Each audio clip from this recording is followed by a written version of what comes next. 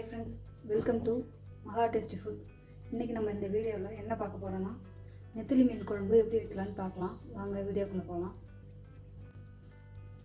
ஒரு 3 table spoon அளவுக்கு நல்லெண்ணெய் சேர்த்துக்கலாம். நல்ல சுத்தமான நல்லெண்ணெய் இது. நல்லெண்ணெயில் செஞ்சிங்கன்னா ரொம்பவே டேஸ்ட்டாக இருக்கும். உடம்புக்குமே ரொம்ப நல்லது. மீன் குழம்பு நல்லெண்ணெயில் வச்சு சாப்பிட்டு பாருங்கள், அவ்வளோ டேஸ்ட்டாக சூப்பராகவே இருக்கும். எண்ணெய் நல்லா காஞ்சிடுச்சு. இப்போ 1 ஸ்பூன் அளவுக்கு வடகம் சேர்த்துக்கலாம். வடகம் சேர்த்து சமைச்சிங்கன்னா ரொம்பவே நல்லாயிருக்கும், ரொம்பவும் டேஸ்ட்டாகவும் இருக்கும். இது வீட்டில் செஞ்ச வடகம் நல்லா புரிஞ்சிடுச்சுங்க. இப்போ ஒரு கைப்பிடி அளவுக்கு சின்ன வெங்காயம் சேர்த்துக்கலாம்.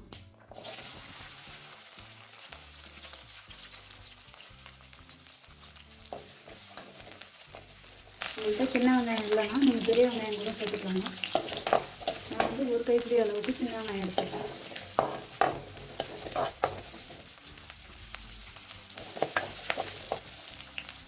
வெங்காயம் பார்த்திங்கன்னா கோல்டன் ப்ரௌனாக நல்லா வதங்கி வரணும். அப்போ தான் மீன் குழம்புக்கு டேஸ்ட்டாக இருக்கும். 5-6 பூண்டு பல் போல் சேர்த்துக்கோங்க.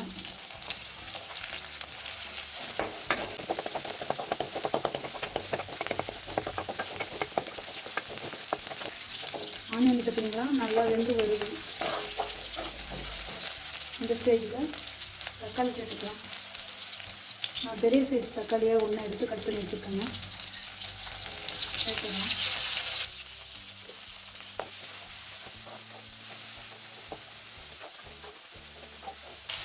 கொஞ்சமாக கருவேப்பிலை சேர்த்துக்கோங்க.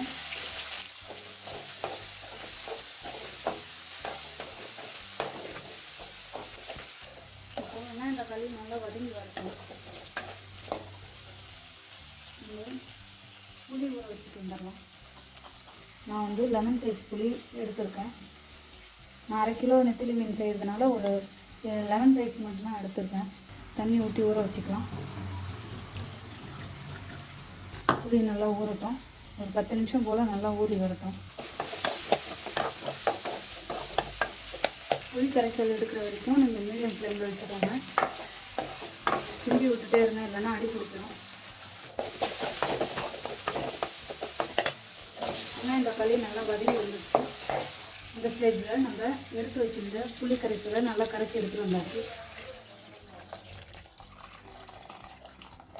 பாருங்கள், லாஸ்ட்டாக மண் கல் எல்லாமே இருக்குது. நீங்கள் நல்லா கரைச்சி ஒரு பாத்திரத்தில் வச்சு மேலாக இந்த மாதிரி இறுத்து விடுங்க. இன்னும் கொஞ்சம் தண்ணி சேர்த்து 2வதும் நல்லா கரைச்சி எடுத்துகிட்டு வந்தாச்சு. இன்னும் மேலாக ஊற்றிக்கோங்க. ஒரு பிஞ்ச் அளவுக்கு மஞ்சள்தூள் சேர்த்துக்கோங்க.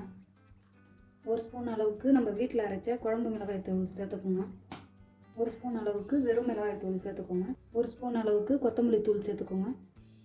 உப்பு சேர்த்துக்கலாம். இப்போது உப்பு பார்த்திங்கன்னா உங்களுக்கு தேவைக்கு தகுந்த மாதிரி சேர்த்துக்கோங்க. குழம்பு நல்லா கலந்து விடுங்க. இந்த ஸ்டேஜில் உங்களுக்கு காரம் உப்பு எல்லாமே சரியாக இருக்குன்னு ஒரு வாட்டி செக் பண்ணி பாருங்கள்.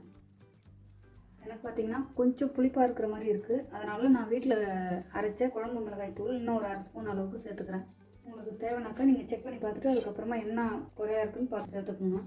மீன் குழம்புக்கெலாம் பார்த்திங்கன்னா கொஞ்சம் புளி தூக்கலாக இருந்தால் தான் அடுத்த நாள் வச்சு சாப்பிடும்போது டேஸ்ட்டாக இருக்கும். நமக்கு குழம்பு நல்லா கொதி வரட்டும். குழம்பு பாருங்கள் நல்லா கொதிக்குது. இன்னும் கொஞ்சம் நல்லா சுண்டி வரணும் குழம்பு. பார்த்திங்கன்னா நல்லா கொதிச்சுட்டு இருக்குது. இப்போ இது பச்சை வாசனை, அந்த மிளகாத்தூள் எல்லாம் போட்டோம் இல்லைங்களா, அந்த பச்சை வாசனை போகிற அளவுக்கு நல்லா கொதிக்கணும். எப்பொழுதும் மீன் குழம்பு பார்த்திங்கன்னா நல்லா வற்றி வந்ததுக்கப்புறம் தான் நீங்கள் மீனை போடணும். அப்போ தான் டேஸ்ட்டாக இருக்கும் குழம்பு. கொஞ்சம் தண்ணியாக இருக்கும் பொழுதே போட்டிங்கனாக்கா மீன் போடும்பொழுது கொஞ்சம் அதுவும் கொஞ்சம் தண்ணியாக ஆகிடும். நம்ம குழம்புல மீன் சேர்த்தோம்னாக்கா நல்லா கொதித்து வரட்டும். ஃப்ரெண்ட்ஸ் பாருங்கள், நல்லா குழம்பு நல்லா கொதிச்சிருச்சு. நல்லா கொதிச்சு வந்துருக்காங்க. ரொம்ப தண்ணியாகவும் இல்லாமல் ரொம்ப கெட்டியாகவும் இல்லாமல் இந்த வறுத்தல் தான் இருக்கணும். பச்சை வாசனைலாம் நல்லா போயிடுச்சு. இப்போது இந்த ஸ்டேஜில் நம்ம மீன் சேர்த்துக்கலாம். மீன் சேர்க்கும்போது நம்ம சிம்மில் வச்சுக்கிட்டு தான் ஃப்ரெண்ட்ஸ் சேர்க்கணும். அடுத்த சிம்மில் வச்சுருங்க. நெத்திலி மீன் எடுத்து நல்லா கழுவி ஃப்ரெஷ்ஷாக எடுத்து வச்சுருக்கேன். இப்போ வந்து பார்த்திங்கன்னா இது தண்ணியெலாம் அடியில் வந்து தண்ணி இருக்கும். இப்போ மீனை வந்து கையால் நல்லா பொறுமையாக எடுத்து போட்டுக்கலாம். இது தண்ணியோடு அப்படியே போட்டோம்னாக்கா அந்த குழம்பு வந்து நல்லா டேஸ்ட்டு கொடுக்காது உங்களுக்கு. இந்த மாதிரி போடுங்க. எல்லா மீனுமே இந்த குழம்புல முங்குற அளவுக்கு இந்த மாதிரி அமுத்தி விடுங்க. இந்த ஸ்டேஜில் அடுப்பை வந்து நேராக வச்சுக்கோங்க. சிம்மில் வைக்க வேணாம். இப்போது இது வந்து 1 நிமிஷம் அளவுக்கு கொதிச்சா போதும் உங்களுக்கு. அதாவது ஒரு கொதின்னு சொல்லுவாங்க பாருங்க. மீன் போட்டு ஒரு 1 நிமிஷம் கொதிச்சா போதும். அதுக்கு மேலே கொதிக்க விட்டுட்டிங்கனாக்கா உங்களுக்கு மீன் வந்து கரைஞ்சிரும். இன்னும் ஒரு கொதி வந்தாச்சு. இப்போ நம்ம ஸ்டவ் ஆஃப் பண்ணிடலாம்.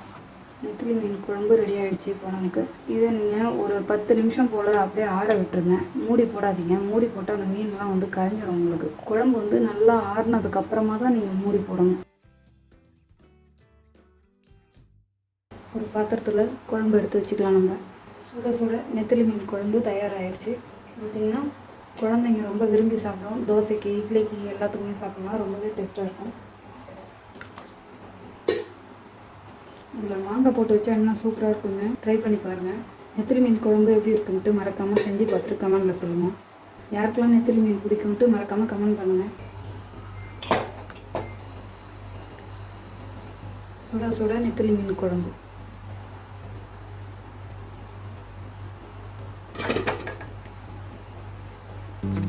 சுடு